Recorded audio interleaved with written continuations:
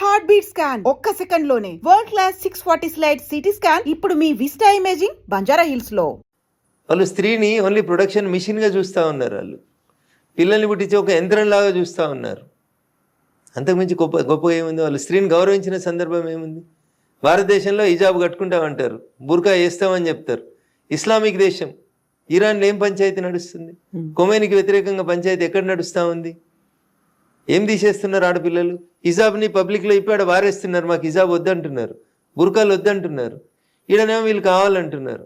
ఆచారాల పేరిట వీళ్ళు అరాచకాన్ని సృష్టించాలి. ఈ దేశంలో హిందువులని మైనార్టీలుగా చేయాలని చూస్తూ ఉన్నారు. రేపు మీ కూతురు పెళ్ళి అయ్యేసరికో, మీ మన్మరాలు పెళ్ళికి వచ్చేసరికో ఈ దేశం ఇస్లామిక్గా మారితే మీ కూతురు లేదా మీ మన్మరాల భవిష్యత్తు ఏంది? ఏం ఆలోచిస్తున్నారు మీరు? ఎందుకు ఈ అతిగా ఎందుకు ఆలోచిస్తూ ఉన్నారు?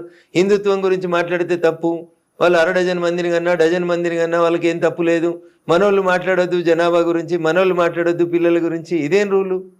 ఒకసారి చదువుండి చరిత్రను. 1947లో ఈ దేశం మతం పేరిట పాకిస్తాన్ భారతదేశంగా విడిపోయిన రోజు పాకిస్తాన్లో ఉన్నటువంటి హిందువుల సంఖ్య ఎంత? 2026లో ఈరోజు పాకిస్తాన్లో ఉన్న హిందువుల సంఖ్య ఎంత? ఒకసారి చూడురు లెక్క. భారతదేశం విడిపోయిన రోజు భారతదేశంలో ఉన్న ముస్లింల జనాభా ఎంత, భారతదేశంలో ఉన్న హిందువుల జనాభా ఎంత చూడండి. ఇలా జనాభాలో ఎంత వ్యత్యాసం వచ్చింది. డెమోగ్రఫీ మారుతుంది అంటున్నా. నీ దేశంలో జనాభా లెక్కలు మారుతున్నాయి అంటున్నా. దాన్ని మతం లెక్కలకు మారుస్తున్నారు. రోడ్డు మధ్యలో ఒక 2 ఇటుకలు పెట్టి దానికి ఆకుపచ్చ రంగేసి ఒక ఆకుపచ్చ జెండా వేసి రోడ్డు వెడల్పు వేయడానికి వీల్లేదు అంటున్నారు. నీ గుడి ఉంటే జేసీబీలు వచ్చి ఇటాచీలు వచ్చి పోలీసులు వచ్చి తీసేసిపోతున్నారు. 4 ఇటుకలు పెట్టి ఒక ఆకుపచ్చ జెండా పెడితే రోడ్డు మధ్యలో పెడితే దర్గా అంటే కనీసం దర్గాని ముట్టలేని పరిస్థితి భారతదేశంలో ఉంది. ఏం మాట్లాడుతున్నారు మీరు? నవనీత్ రాణా గారు మాట్లాడితే తప్పేముంది? 4గురిని కాకపోతే 6గురిని కనుమని చెప్తుంది. ఒక ఆడపిల్లగా ఒక ఎంపీగా ప్రజాస్వామ్యంలో ఏం జరుగుతుందో ఆలోచించి మాట్లాడి ఉంటుంది. దాన్ని ఎందుకు తప్పు పట్టాలి? అసదుద్దీన్ ఓవైసీని ఆలోచించుకోమని చెప్పుండ్రి. మీరు మహిళల్ని ఎక్కడైనా గౌరవిస్తున్నారా? మహిళలకి సమాన హక్కులు ఉన్నాయా మీ దాంట్లో, మీ మతంలో? అది మాట్లాడమనుండ్రి. ఏదో ఒక రోజు ఈ దేశానికి హిజాబ్ కట్టుకున్న ఆడబిడ్డ ప్రధానమంత్రి అవుతుందని మాట్లాడతాడు. అరే మీ దారుసలాంలో నీ ఎంఐఎం పార్టీలో ఎవరున్నారో చెప్పు. 7 ఎమ్మెల్యేలు ఉన్నారు, ఒక మహిళకి ఇచ్చినవా? 4-5 ఎమ్మెల్సీలని చేసినావు, ఒక మహిళకి ఇచ్చినవా?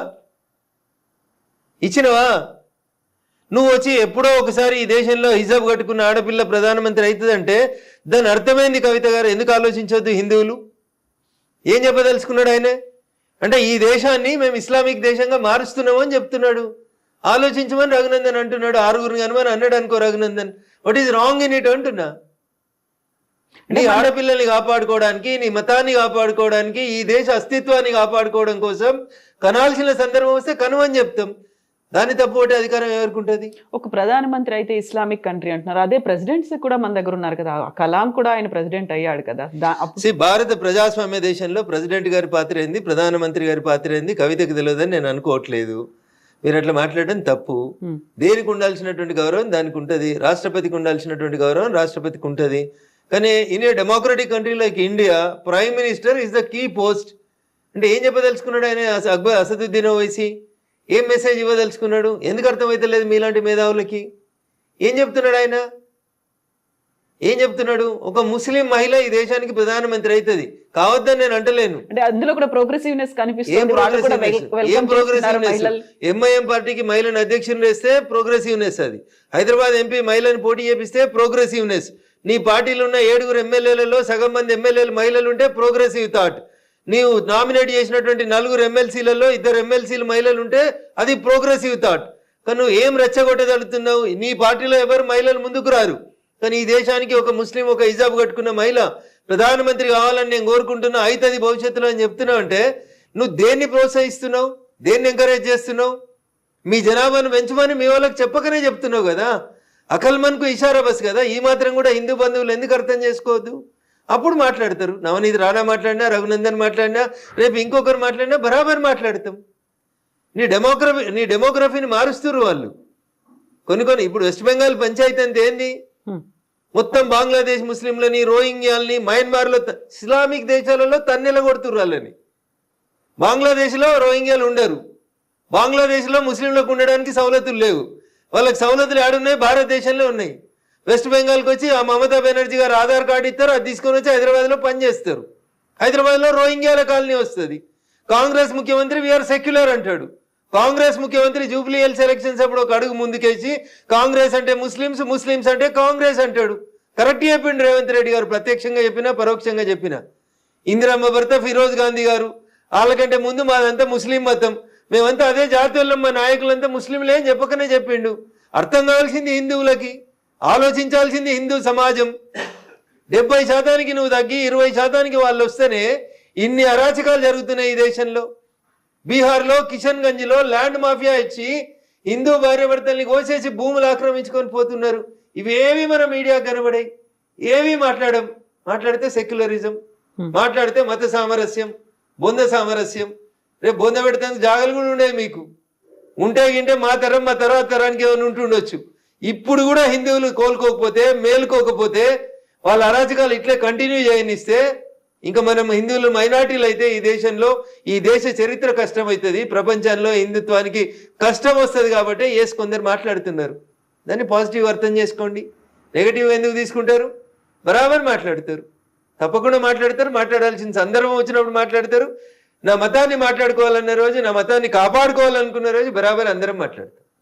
కాకపోతే బీజేపీ అనగానే హిందూ మతం గురించి, కాంగ్రెస్ అంటే ముస్లిం అన్నట్టుగా అదే ముస్లింలకు అన్యాయం చేసినామా? మేము ఎక్కడన్నా సిలిండర్లు ఇచ్చేటప్పుడు మీరు ముస్లిం కాబట్టి మీకు సిలిండర్ ఇవ్వద్దని చెప్పినామా? మేము ఎక్కడన్నా రోడ్ వేసేటప్పుడు ఇదంతా ముస్లిం బస్సు ఇక్కడ రోడ్ వేయకమని చెప్పినామా? ఏం మాట్లాడతారు కవిత గారు? బైన్సాల చూడు ఏం జరుగుతుందో. ఎంఐఎం మేయర్ అయితే హిందువుల ఇళ్ళ దిక్కు రోడ్ వేయ అంటాడు, నల్లా నీళ్ళు ఇయ్య అంటాడు. ఒకసారి చూడు ఏం జరుగుతుందో. బైన్సాకు ఇంటర్వ్యూ చేయండి, ఒకసారి తెలుస్తుంది. సకినాల మీద ఏం చేసిరో చూడుర్రి, హిందువుల మీద దాడులు ఎట్లా జరిగినాయో చూడుర్రి బైన్సాలో. ఇవేవి పనికిరావు మనకి. వాటి గురించి రఘునందన్ ఎందుకు మాట్లాడతాడు అంటాడు వాడు బైన్సాకి వెళ్ళి. ఎవరు మాట్లాడాలి? రఘునందన్ మాట్లాడకపోతే నువ్వు మాట్లాడు. బైన్సాలు ఉన్న హిందువులు మాట్లాడుండ్రి. బైన్సా పీస్ఫుల్గా ఉందా చెప్పుండ్రి. బైన్సాలో హిందువులు ముస్లింల సంఖ్య సమానమైనప్పుడు హిందువుల పట్ల ముస్లింల వ్యవహారం ఎట్లుందో అడుగుండ్రు ఒకసారి. ఇవెందుకు అడిగారు? ఇవెందుకు ఆలోచించారు? ఒక్కసారి ఎవరో ఒకరు మాట్లాడగానే దాన్ని భూతద్దంలో పెట్టి ఎందుకు చూస్తుంది మీడియా? బరాబర్ మాట్లాడతాం. నా మతానికి కష్టం వచ్చినప్పుడు, నా మతం మీద దాడి జరుగుతున్నప్పుడు, ఈ మతం ఉనికికే ప్రమాదం వచ్చినప్పుడు మాట్లాడకపోతే ఇంకెప్పుడు మాట్లాడతారు? ఇంత మాట్లాడుతున్నటువంటి ఆర్ఎస్ఎస్ చీఫ్ మోహన్ భాగవత్ ఆయన పెళ్లి చేసుకోలేదు, ఆయనకు పిల్లలు లేరు, బట్ వాళ్ళే ఎందుకు మాట్లాడుతున్నారు? ఇప్పుడు మీకు బాధ్యత లేదు, మీరు బాధ్యతగా వ్యవహరించారు. బాధ్యతగా ఉండాల్సిన మీడియా బాధ్యత తీసుకోదు. వారు ఈ దేశం కోసం తన జీవితాన్ని అంకితం చేసి దేశం కోసం పనిచేస్తూ ఏది మంచి ఏది చెడు అని చెప్తున్నారు. హిందుత్వాన్ని కాపాడకపోతే ఏం నష్టం జరుగుతుందో చెప్తారు. దానికి పెళ్ళే కావాల్సిన అవసరం ఏముంది? 4 పెళ్లిళ్ళు చేసుకున్నటువంటి అసదుద్దీనో 5 పెళ్లిళ్ళు చేసుకున్నటువంటి ఇంకొక ఆయన్నో వాళ్ళ మతం గురించి మాట్లాడతలేరా? ఆడ తప్పెందుకో కనబడతలేదు మీకు. మరి వీడు ఏకపత్ని వ్రతుడు కాదు, వీడు ఇట్లా సిద్ధాంతాలు వల్లిస్తాడని చెప్పిరా మీరు? పెళ్లి చేసుకోకపోవడం నేరమా? దేశం కోసం జీవితాన్ని అంకితం చేయడం నేరమా? అట్లాంటి వాళ్ళు అంకితం చేసిరు కాబట్టి మీలాంటి వాళ్ళు కళ్ళు తెరుచుకోవాలని కోరుకుంటున్నాం కదా. కాకపోతే వాళ్ళు మాట్లాడుతున్నారు, వాళ్ళకి లేరు, వాళ్ళు పెళ్లి చేసుకోలేదు కదా, ఇంకొకరిని ఎవరినో కనమని చెప్పే బదులు వాళ్ళ ఇంట్లో వాళ్ళు చూసుకోవచ్చు కదా అనే ఒక మాట ఉంటుంది కదా. తప్పేముంటుంది దాంట్లో అంటున్నా. వాళ్ళు 100% ఈ దేశ హితం కోరుతూ మాట్లాడుతున్నారు. వాళ్ళు హిందూ సమాజ హితం కోరి మాట్లాడుతూ ఉన్నారు. దాంట్లో వారికి స్వార్థం ఎక్కడుంది? రఘునందన్ రావు వారికి ఒక కుటుంబం ఉండి, వారికి ఒక కొడుకును ప్రధానమంత్రినో ముఖ్యమంత్రిని చేయాలనే స్వార్థం ఉండి మాట్లాడితే దాన్ని తప్పు పట్టాలి. అరే నేను పుట్టింది ఈ దేశం కోసం, నేను చచ్చేది ఈ దేశం కోసం అని అన్నీ వదిలేసి సర్వసంగ పరిత్యాగులై 24/7 ఈ దేశం కోసం, హిందుత్వం కోసం ఆలోచించే మోహన్ భగవత్ గారులను పట్టుకొని మీరు పెళ్లి ఎందుకు చేసుకోలేదు, మీరు మాకు ఎందుకు బోధిస్తున్నారు అని అడిగితే నన్ను అడుగుంటే ఇంకో మాట్లాడుతా. అన్నం తింటురా గడ్డి తింటురా అని కూడా అడుగుతాను నేను. వారు ఏం చెప్తున్నారు? వారి కోసం పనిచేయమని అడుగుతుండ్రా? జెండా కోసం పనిచేయమని అడుగుతుర్రా? దేనికోసం పనిచేయమని అడుగుతున్నారు? ఎవరి కోసం పనిచేయమని అడుగుతుండ్రు? ధర్మాన్ని రక్షించమని చెప్పురు.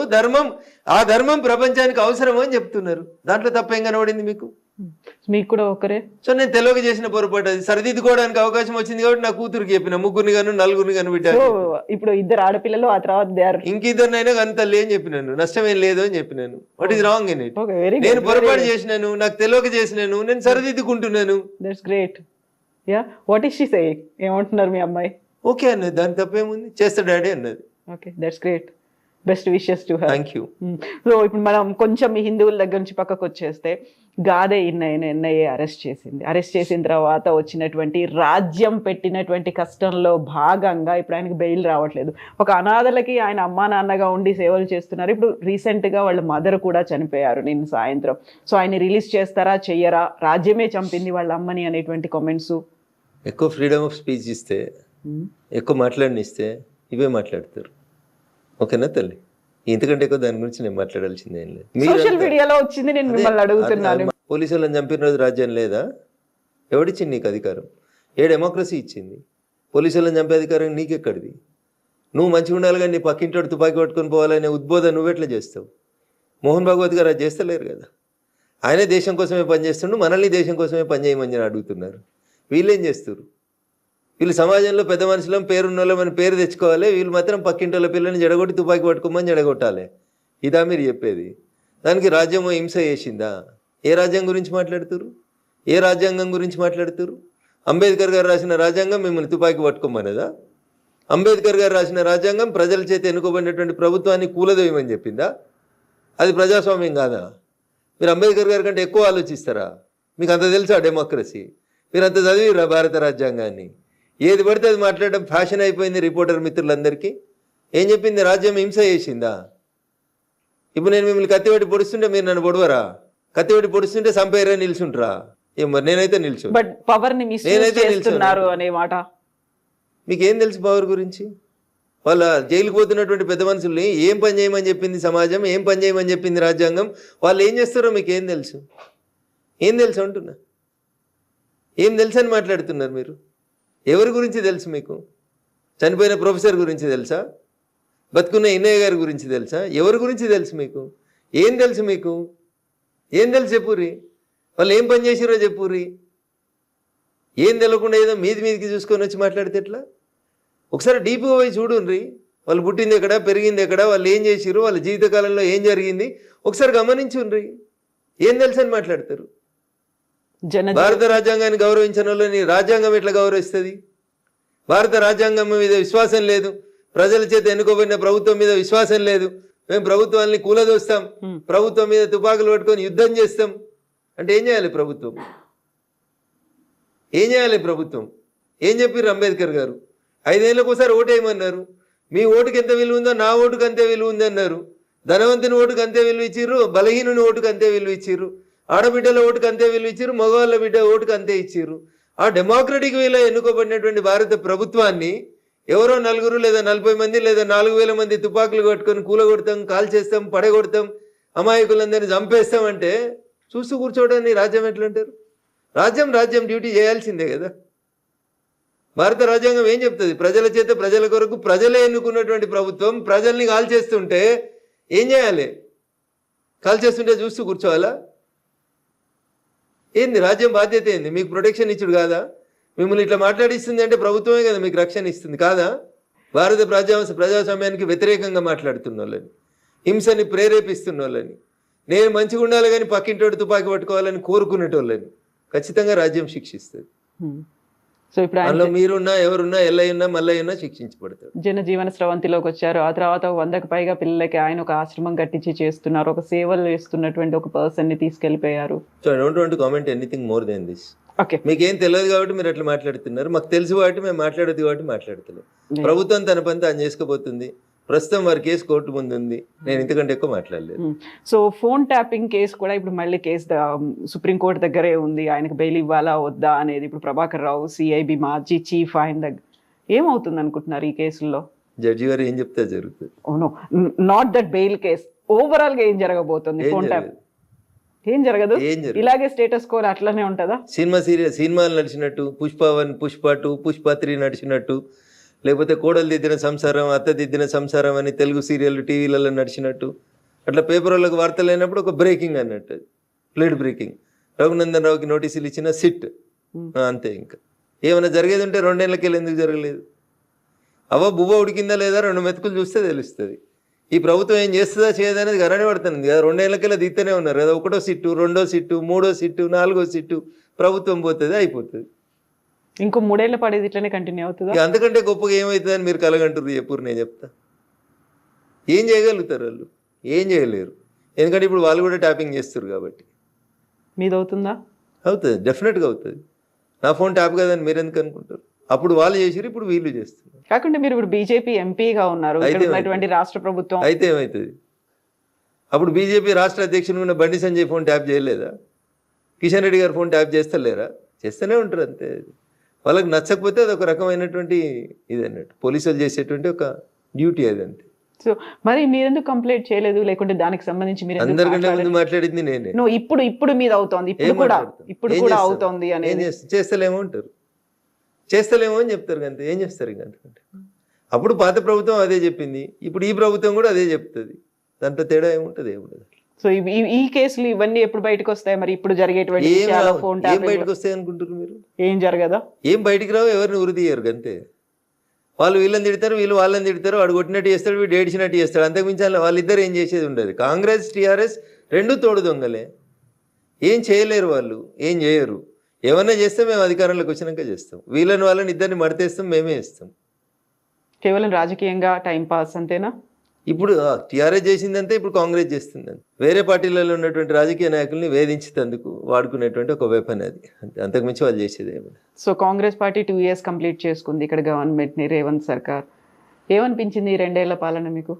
మళ్ళీ 20 ఏళ్ళ దాకా అధికారంలోకి రాకుండా పాలిస్తున్నాడు, మళ్ళీ 20 ఏళ్ళు ఎవడు చేయి గుర్తు కోట వేయకుండా పరిపాలిస్తున్నాడు.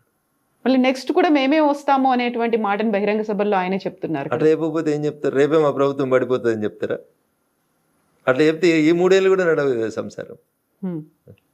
ఓకే, రేపు చచ్చిపోయేటాడు కూడా రేపు నేను ముఖ్యమంత్రిని అవుతానే చెప్తాడు. అట్లా చెప్పడం అది ఆశ అంతే, అట్లే చెప్తారు.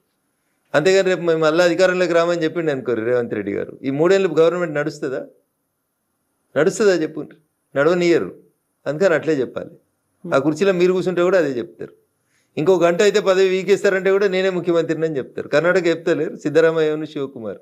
ఎప్పుడు మారుతుందో తెలియదు. మ్యూజికల్ చైర్స్ అట్లే చెప్తూనే ఉంటారు వాళ్ళు, ఇద్దరు చెప్తూనే ఉంటారు. అధిష్టాన నిర్ణయమే తుది నిర్ణయమే. సో ఇక్కడ 3 ఏళ్ల పాటు రేవంత్ రెడ్డి ఉంటారా మరి? ఉంటారనే అనుకుంటున్నా. ఓకే, వాళ్ళకి అంతకంటే మంచి ఆప్షన్ కనబడుతుందని నేను అనుకుంటలేదు. సో నెక్స్ట్ వచ్చేది మేమే అనేటువంటి మాట అటు కాంగ్రెస్ చెప్తోంది, ఇటు బీఆర్ఎస్ కూడా చెప్తుంది. బీఆర్ఎస్ అంటే టీఆర్ఎస్ పార్టీయా బీఆర్ఎస్ ఏమంటారు మీరు? టీఆర్ఎస్ బీఆర్ఎస్ అయింది. బీఆర్ఎస్కు ప్రజలు సిఆర్ఎస్ ఇచ్చారు, కంపల్సరీ రిటైర్మెంట్ స్కీమ్ ఇచ్చారు. నేను ఇప్పుడు చెప్తలేను ఈ మాట, ఎన్నికల కంటే ముందే చెప్పిన, పార్లమెంట్ ఎన్నికల కంటే ముందు చెప్పిన, అసెంబ్లీ ఎన్నికల కంటే ముందు చెప్పిన. అసెంబ్లీలో ఏదో అట్లా మామ అనిపించుకున్నారు, పార్లమెంట్లో మొత్తం సిఆర్ఎస్ కంప్లీట్ రిటైర్మెంట్ స్కీమ్కి ప్రజలు బలవంతం చేసి వాళ్ళకి రిటైర్మెంట్ స్కీమ్ ఇచ్చేసారు. 17లో పెద్ద 0 ఇచ్చేసారు వాళ్ళకి. సార్ని ఫామ్ హౌస్కి పరిమితం చేసారు. ఇంకా బీఆర్ఎస్ ఎక్కడిది? సార్ లేడు, బీఆర్ఎస్ లేడు. బీఆర్ఎస్ ఒకవేళ బతుకుదామని అనుకున్నా కానీ ఆడ మా చెల్లె బయలుదేరింది కదా. అట్లా మా వాళ్ళు మంచోళ్ళు కాదని నేను చెప్పినా అనుకోని, రఘునందన్ బీజేపీ కాబట్టి విమర్శిస్తుండని అనుకుంటుంది. కేటీఆర్ నువ్వుగా ట్విట్టర్కే పరిమితమైన ట్విట్టర్ ట్రిల్లో అని నేను అన్నా అనుకోరు, అది రాజకీయ ఆరోపణ అవుతుంది. అదే కవిత చెప్పింది అనుకోర్రి, మా అన్నకి ఏం శాత కాదు ట్విట్టర్లో పెట్టుడు తప్పితే ప్రజలకు వచ్చి ఉద్యమం చేయరని కవిత అన్నది అనుకోరు, జనం ఏం అర్థం చేసుకుంటారు? రఘునందన్ రావు నోట్లకి ఎలా మాట వస్తే వీడు రాజకీయంగా అంటుండే అనుకుంటారు. కవిత అంటే కవిత చెప్పింది వాస్తవమే, కవిత ఆ ఇంట్లోకెళ్ళే వచ్చిన బిడ్డ కదా, కవిత చెప్పిందంటే కరెక్ట్ అనుకుంటున్నాను. కవిత చెప్పిన మాటలన్నీ కరెక్టే అని మీరు అనుకుంటున్నారా? నేనైతే అనుకుంటున్నా, మీరు అనుకుంటలేరా? అందులో టీఆర్ఎస్ నుంచి బీఆర్ఎస్ దాకా ఎందుకు మార్చారో అనే మాటతో పాటుగా కేసీఆర్ బయటికి రాకపోతే మీరు అంత స్మూత్ గా మాట్లాడుతున్నారు. ఏం బీకి కట్టలు కట్టిరని మీరు తెలంగాణ నిడిచిపెట్టి దేశంలో రాజకీయం చేస్తామని ఒక ఆడపిల్ల అడిగింది. ఎవడన్నా ఉంటే చెప్పురు సమాధానం దానికి. తెలంగాణలో మీరు తెలంగాణకి ఏం పీకి కట్టలు కట్టిరని ఏదో టీవీ ఛానల్ ఇంటర్వ్యూలో చెప్పలే కవిత గారు. ఆ కవిత నిండు శాసన మండలిలో చెప్పింది, on the floor of the house చెప్పింది. దానికి ఒక్కడన్నా సమాధానం చెప్పిండా? ఎందుకు పంజాబ్లో రైతులకు పైసలు ఇచ్చిరో అని అడిగింది, చెప్పిర్రా?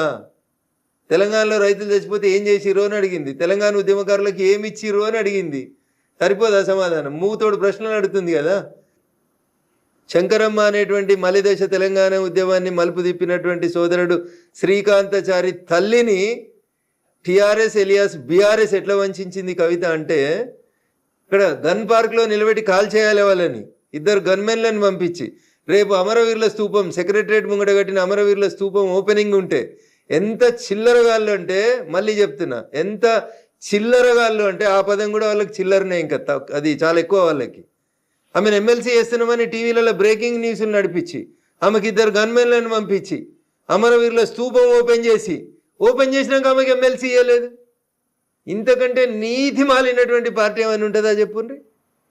మీలాగా జ్యూస్ తాగలేదు శ్రీకాంతాచారి, మీలాగా పెట్రోల్ పోసుకొని అగ్గిపెట్టే మర్చిపోలేదు, మీలాగా ఏదో జోక్ కోసం అగ్గిపెట్టే పోసుకొని పెట్రోల్ పోసుకొని అంటు పెట్టుకోలేదు. ఆయనే మలిదశ తెలంగాణ ఉద్యమాన్ని మలుపు తిప్పిన శ్రీకాంతాచారి తల్లికి ఏమిచ్చినావు నువ్వు? ఏమిచ్చినావు 10 ఏళ్ళ నీ పాలనలో? 10 పైసలు ఇచ్చినావా నువ్వు? నీ కొడుకుని ఎమ్మెల్యేని చేసుకున్నావు, మంత్రిని చేసుకున్నావు. నీ అల్లుని ఎమ్మెల్యేని చేసుకున్నావు, మంత్రిని చేసుకున్నావు. నీ బిడ్డను ఎంపీని చేసినావు. ఎంపీ ఓడిపోతే ఎమ్మెల్సీ చేసినావు. ఎంత దోసుకున్నావో లెక్కలేనంత దోసుకున్నావు.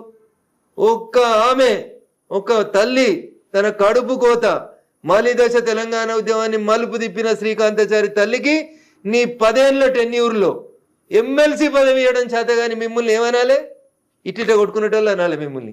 ఆ పదం కూడా నా నోట్లకెళ్ళి అనడం దారుణం. ఇంకా ఏం బతుకులు మీ? ఏం బతుకులు అంటున్నా? ఎగిరెగిరి పడుతూ మాట్లాడతారు కదా మీ. ఏం బతుకులు మీ? ఎప్పుడన్నా ఆలోచించిర్రా మీరు? శ్రీకాంతాచారి పెట్రోల్ పోసుకొని తగలబడుతుంటే మేము అందరం డిఆర్డిఓ దగ్గర నపోలోకి పోతే నేను ఎట్లాగో చచ్చిపోతే నాకు తెలుసన్నా, తెలంగాణ వచ్చేదాకా కొట్లాడుండ్రే అని అడిగిండు మమ్మల్ని. వచ్చిండు కదా అదే రోజు ఈ కేటీఆర్ వచ్చిండు, అదే హరీష్ రావు వచ్చిండు. ఏమైంది మీకు? అన్నం తింటురా అసలు? ఆ తల్లికి ఎమ్మెల్సీ ఇవ్వడానికి మీకు కష్టమా? పక్క పార్టీలకు వెళ్ళి తీసుకొచ్చుకున్న దొంగలకు ఎమ్మెల్సీలు ఇస్తారు, రాజ్యసభలు ఇస్తారు, అమ్ముకుంటారు మీరు పదవుల్ని. కడుపు శోకం, కంఠ శోష. శ్రీకాంతాచారి తల్లికి ఎమ్మెల్సీ ఇవ్వవా 10 ఏళ్ళల్లా? ఏం తప్పు అడుగుతురు? ఎవరు తప్పు అడుగుతురు? నీ బిడ్డను తీసుకొచ్చి ఆగమాగం ఎమ్మెల్సీ చేస్తావు కదా. శంకరమ్మని ఎందుకు చేయవు? నువ్వు ఇచ్చిన రాజ్యసభలు ఎవరికి ఇచ్చినావు? ఎవరు రాజ్యసభలు? నీకు పైసలు ఇచ్చేటోళ్ళు, నీకు దోషి పెట్టేటోళ్ళు, నీకు కంపెనీలు ఇచ్చేటోళ్ళు, గీళ్ళకి నువ్వు రాజ్యసభలు ఇస్తావు. ఎందుకు శంకరమ్మకి ఎందుకు వెళ్ళా రాజ్యసభ? ఏం తక్కువ చేసింది మలిదశ తెలంగాణ ఉద్యమానికి శంకరమ్మ? సో ఇప్పుడు మీరు ఒక మాట ఈ మధ్య కాలంలో అన్నారు, ఘర్ వాపసి, బీజేపీని వదిలి కాంగ్రెస్ లోకి వెళ్ళిన వాళ్ళు మళ్ళీ తిరిగి వస్తున్నారు, వచ్చే ఆలోచన వస్తున్నారు అని చెప్పలే, వచ్చిర్రు అని చెప్పలేదు, రావాలని కోరుకుంటున్నా అని చెప్పిన. ఎందుకంటే మీరు మమ్మల్ని వద్దనుకొని పోయిన తర్వాత జరిగిన పరిణామాలన్నీ మీరు ఆలోచించుకొని విఘ్నతతోటి అక్కడ మీకు ఏం గౌరవం లేదు, గుర్తింపు లేదు కాబట్టి వెనక్కి వస్తే ఇక్కడ కొంచెం గౌరవం, గుర్తింపు ఉంటుంది, రండి మిత్రులారా అని చెప్పినమాట వాస్తవం. కాకపోతే అధికార కాంగ్రెస్ పార్టీని వదిలిపెట్టి మళ్ళీ బీజేపీకి వస్తారంటారా? ఎప్పుడు పుట్టి మునుగుతుందో తెలియనప్పుడు ఆ పుట్టిలో ఎవరు ట్రావెల్ చేస్తారు కవిత గారు? గోదావరి నడి మధ్యలో ఉన్నారు, పుట్టికి రంధ్రం పడ్డది, పుట్టి ఎప్పుడు మునుగుతుందో తెలియదు. అట్లాంటప్పుడు ఎందుకుంటారు అందులో? ఎవరుంటారు? రాజకీయ నాయకుడు అనేటోడు తానున్న పార్టీ బతకాలి, తాను బతకాలి, ప్రజలకు సేవ చేయాలని అనుకుంటే ఆలోచించుకుంటాడు. మునుగాలే చావాలనుకుంటే నేనేం చేస్తా కవిత గారు? సో రాష్ట్రంలో ఉన్న కాంగ్రెస్ పరిస్థితి ఎట్లా ఉంది? దేశవ్యాప్తంగా ఉందా మొత్తం? సో దేశంలో కాంగ్రెస్ ఉందా? 28 రాష్ట్రాల్లో 3 రాష్ట్రాలకు కన్ఫైన్ అయిన వాళ్ళు ఉన్నారా? ఏ రాష్ట్రంలోనే పోటీ చేస్తే సింగిల్ డిజిట్ వచ్చిందా? ఢిల్లీలో 3 సార్లు అసెంబ్లీకి ఎన్నికలు జరిగినాయి, ఒక్క సీట్ అన్నా గెలిచిర్రా కవిత గారు? దేశ రాజధానిలోనే లేరు మీరు, ఇంకేడుంటారు తల్లి మీరు? ఏడున్నారు వాళ్ళు? తెలంగాణలో ఏదో అధికారంలోకి వచ్చారు. ఎందుకు వచ్చారు? టీఆర్ఎస్ చేసిన తప్పులకి. భారతీయ జనతా పార్టీ ఆ రోజు కొంచెం 1-2 జరగరాని సంఘటనలు పార్టీలో జరగడం వల్ల అట్లా అయింది. అట్లా అంతకుమించి కాంగ్రెస్ ఎక్కడ తెలంగాణలో? కర్ణాటకలో కాంగ్రెస్ వచ్చినాక తెలంగాణలో కాంగ్రెస్ బతికింది. అంతకుముందు కాంగ్రెస్ ఎక్కడుంది? ఎవరు ఆలోచించారు కాంగ్రెస్ గురించి? కొట్లాడింది మేము, యాంటీ టీఆర్ఎస్ వేవ్ని తయారు చేసింది మేము, టీఆర్ఎస్ను దించాలనే ఆలోచన ప్రజలకు కల్పించింది మేము, టీఆర్ఎస్ని దించవచ్చు అని చెప్పింది దుబ్బాక ఉప ఎన్నిక ఫలితం. ఇవి కదా. అంతకుముందు అది పెద్ద శత్రు దుర్భేద్యమైన కోట కదా. వాళ్ళు సిట్ అంటే మీరు సిట్టు, వాళ్ళు స్టాండ్ అంటే స్టాండు, వాళ్ళు రాహుల అంటే రాహులు, వాళ్ళు ఎంకన్నా అంటే ఎంకన్నా. అంతకుమించి ఏం నడిచింది? అప్పుడు ఏం నడవలే కదా. మేం కదా మొదలుపెట్టింది, బీజేపీ వాళ్ళం కదా. దుబ్బాకలు కొట్టినా, హుజరాబాద్లో కొట్టినా, ఇంకేం చేసినా మేం కదా టీఆర్ఎస్ని ఢీకొట్టగలుగుతాం, టీఆర్ఎస్ని దించగలుగుతాం అనే ఒక వాతావరణాన్ని క్రియేట్ చేసింది మేం కదా. మేము 3 రాళ్ళు పెట్టినాం, అండ పెట్టినాం, నీళ్లు పోసినాం, ఎసరేసినాం, బియ్యం పెట్టినాం, అన్నం వండుకొని కాంగ్రెస్ వాడు తినిపోయింది అంతే. అండ దించడంలో మేము 1 నిమిషం ఆలస్యం చేసినాం అంతే, వాళ్ళు ఎత్తుకుపోయారు గద్దల్లాగా. సో ఆలస్యాన్ని సెటరేట్ చేసుకున్నారా మీరు అనే అనుకుంటున్నాం. మొత్తం అంతా అప్పుడు గతంలో వచ్చినటువంటి 1-2 ప్రాబ్లమ్స్, సమస్యలు అన్నారు, అవన్నీ కూడా సరిదిద్దుకొనే ముందుకు పోతున్నాం. జరిగిన పొరపాట్లను సరిదిద్దుకొని ముందుకు పోతుంటేనే పార్టీలైనా మనుషులైనా ముందుకు పోతూ ఉంటారు. మా వల్ల జరిగిన ఏంది అనేది మాకు అర్థమైన తర్వాత అవి మళ్ళీ జరగకుండా వాటిని సరిదిద్దుకునే ముందుకు పోతారు. దానికి సంబంధించి మొత్తం గ్రౌండ్లో ఆ ప్రాపర్గా ప్రిపరేషన్స్ అనేవైతే ఉన్నాయో, ఒక్కొక్క అడుగు పేర్చుకుంటూ వెళ్ళేట్టుగా సమన్వయం. ఎలక్షన్స్ అంటే ఏంది తల్లి చెప్పు? ప్రజలు తీసుకునే నిర్ణయం, ప్రజల్ని ప్రభావితం చేయాల్సినటువంటి అంశాలు ఏంది, చేస్తున్న అంశాలు ఏంది, ప్రజలకు మనం ఎట్లా దగ్గర కావాలి, ప్రజలకు మనం ఎట్లా మేలు చేయాలి, ప్రజల్ని ఎట్లా సేవ చేయాలి, ప్రజల మన్ననలు ఎట్లా పొందాలి. ఇంతకు మించి మీరు అనుకున్నట్టు మేము మందు వంచలేము, మేము పైసలు వంచలేము. కాబట్టి we have our own limitations. మేము ప్రజల్ని ఎడ్యుకేట్ చేసి ప్రజలకు ఏది మంచి ఏది చెడు అనేది చెప్పి ఎందుకు భాగ్యనగరంలో కాషాయం జెండా ఎగరాలనేటువంటి విషయంలో ప్రజల్లో చైతన్యవంతం తెస్తూ ఉన్నాం. పోయినసారి సెకండ్ లార్జెస్ట్కి వచ్చినాము, ఈసారి ఫస్ట్ లార్జెస్ట్కి వస్తాం, మేమే గెలుస్తామని చెప్తున్నాం. So west Bengal west Bengal మాదే. బీహార్ కంటే ముందు మీరు మాదే అనుకుర్రా? అనుకోలేదు కదా. బీహారు మాదే, వెస్ట్ బెంగాల్ కూడా మాదే. బీహార్కి వెళ్ళి నదులన్నీ వెస్ట్ బెంగాల్ వైపు పోతుంటాయి. సో బీహార్లో మొదలైంది, వెస్ట్ బెంగాల్లో ముగుస్తుంది. ఓకే.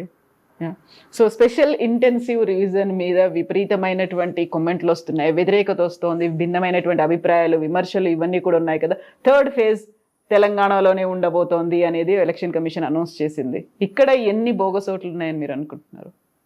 ఇప్పుడు నేను ఉదాహరణకి నా మెదక్ పార్లమెంట్ పరిధిలో పటాన్చెరు అసెంబ్లీ నియోజకవర్గ పరిధిలో ఐలాపూర్ అనే ఒక విలేజ్ ఉంది.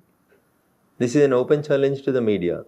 నిజంగా మీలో సిన్సియారిటీ ఉండి మీరు అనుకున్నట్టు మిమ్మల్ని మీరు ఫోర్త్ ఎస్టేట్ అయితే, మీరు రాసే వార్తలలో, మీరు చేసే పనిలో మీకు నిజాయితీ ఉంటే, ఐలాపూర్ అనేటువంటి ఒక తాండాలో, ఐలాపూర్ అనే ఒక గ్రామ పంచాయతీలో ఒరిజినల్ ఓటర్లు 1250 ఓటర్లు. ఎన్నికల సందర్భంగా ఆ ఓటర్ల సంఖ్యను 2700 పైచిలకు పెంచారు. సో డబుల్ కంటే ఎక్కువ ఉన్నారు. శ్మశానంకు నెంబర్ వేసి, వాటర్ ట్యాంక్ నెంబర్ వేసి, గ్రామ పంచాయతీకి నెంబర్ వేసి, నేను రాహుల్ గాంధీ గారిలాగా వేగ ఆరోపణ చేస్తలేను. రాహుల్ గాంధీ ఒక ఇంట్లో 290 ఓట్లు ఎట్లుంటాయంటే అమిత్ షా గారు పార్లమెంట్లో సమాధానం చెప్పారు. అట్లా రఘునందన్ సమాధానం చెప్పించుకోవడానికి అబద్ధం కోసం చెప్తలేడు. ఐలాపూర్లో పటాన్చెరు అసెంబ్లీ నియోజకవర్గం పరిధిలోని అమీన్పూర్ మున్సిపాలిటీ కిందికి వచ్చే ఐలాపూర్ అనే గ్రామ పంచాయతీ గతంలో ఉన్నటువంటి దాంట్లో ఒరిజినల్గా 1250 ఓట్లుంటే వాటిని 2750 ఓట్ల దాకా పెంచారు.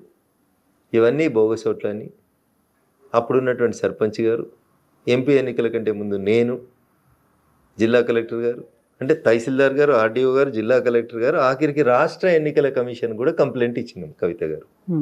ఎప్పుడు ఎంపీ ఎలక్షన్. సో ఇవన్నీ కూడా జిహెచ్ఎంసీ ఎలక్షన్స్ ముందే అయితే జరగవు, నెక్స్ట్ రాబోయేటువంటి అసెంబ్లీ ఎన్నికల కోసమే జరుగుతాయి కదా. ఇప్పుడు వచ్చే ఫస్ట్ నుంచి ఏమి ఉన్నట్టుంది కదా, తెలంగాణలో కూడా ఏప్రిల్ 1 నుంచి ఏమి ఉన్నట్టుంది కదా సార్. జరుగుతుంది కంపల్సరీ, అన్ని రాష్ట్రాల్లో జరుగుతుంది, ఇక్కడ కూడా జరుగుతుంది. తెలంగాణ ఏం దానికి అతీతం కాదు, భాగ్యనగరం ఏం దానికి అతీతం కాదు, అంతటా జరుగుతుంది సార్, దేశవ్యాప్తంగా సార్ జరుగుతుంది. ఎవరికి ఇష్టమైనా కష్టమైనా జరుగుతుంది. సో హైదరాబాద్ కంటే భాగ్యనగరం అనడానికే మీరు ఇష్టపడతారా? ఇది భాగ్యనగరం కదా, ఒకప్పుడు భాగ్యనగరం, ఇప్పుడు కూడా భాగ్యనగరం, భవిష్యత్తులో కూడా భాగ్యనగరంగానే పేరు కొనసాగాలని కోరుకుంటాం. మారుతుందా మీ బీజేపీ వచ్చిన తర్వాత? మీ కాదు మన అన్న, తప్పకుండా మారుతుంది. నేను అనేది మీ బీజేపీ అన్నా, నేను మన బీజేపీ అని నేను అనలేను కదండి. మీ బీజేపీ వచ్చిన తర్వాత మన హైదరాబాద్ పేరు భాగ్యనగరంకి తప్పకుండా భాగ్యనగరం అయితే. అదొకటేనా? తినవద్దు రుచులు ఎందుకు, అధికారంలోకి వచ్చేదాకా సపోర్ట్ చేయండి, అధికారంలోకి వచ్చిన తర్వాత మేము ప్రజల కోసం నిలబడతాం, నెక్స్ట్ సీఎం ప్రజల ఆకాంక్షల కోసం పనిచేస్తాం. నెక్స్ట్ సీఎం ఎవరు? ప్రజలు కోరుకున్న వాళ్ళు అవుతారు, పార్టీ ఆదేశించిన వాళ్ళు అవుతారు. మీరు ఇలా బీసీఓ లేకుంటే వీళ్ళు అవుతారు ఇది అనేది మీరు అనౌన్స్ చేయరు అసలు? రాష్ట్ర పార్టీ తీసుకునే నిర్ణయం కాదు, అది కేంద్ర పార్టీ